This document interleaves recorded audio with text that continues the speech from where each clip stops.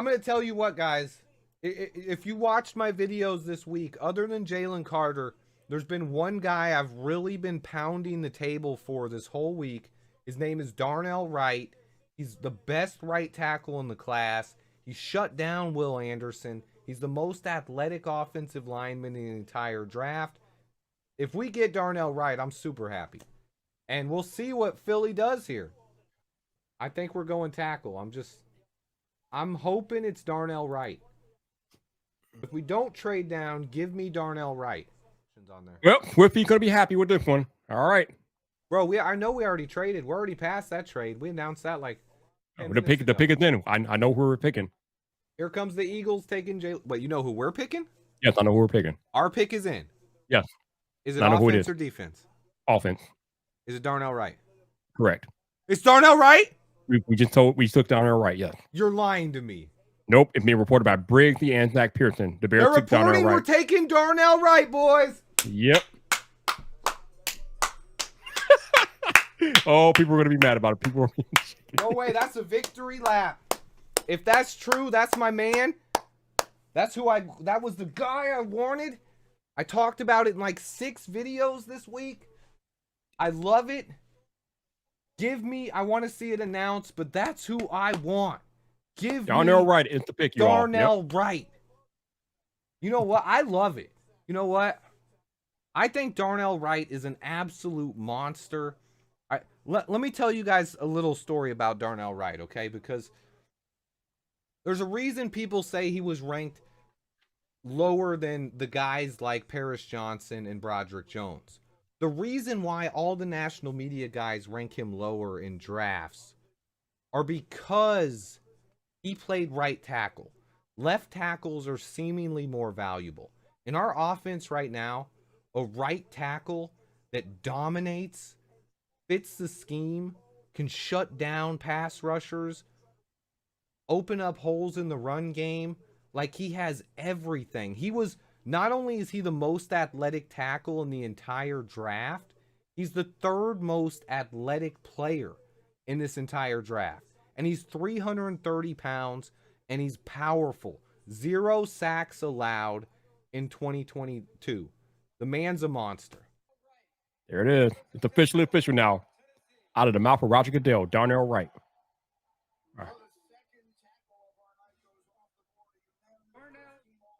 Yes! Yes! Darnell Wright, baby. Darnell Wright. Listen, guys. Look at this man. He's a monster. That's a big boy. Justin Fields' new bodyguard. That's a big boy. I'm talking Aiden Hutchinson. You trying to come at Justin Fields? You got to go through this man. This guy, this is what we've wanted, guys. We wanted to protect Justin Fields, and we just got it.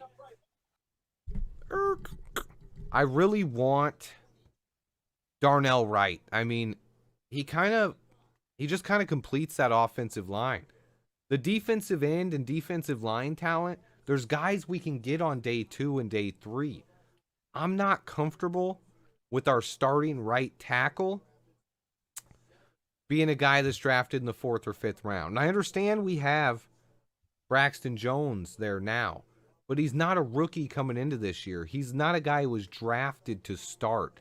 He's a guy who earned a starting job and played every snap. And when that happens, hey, that's fine. But for the right tackle spot, and considering we got DJ Moore, it's not a make or break year for Justin Fields, but he's going to want a new contract if he has a good year this year. So you almost need to see and find out what you have in Justin Fields this year so you can pay him. And having Darnell Wright completes that offensive line. What this pick does for me is it eases my mind about everything. Because you guys have heard me talk about it all along and why I said making a tackle might make too much sense. Because the tackle depth drops off, right?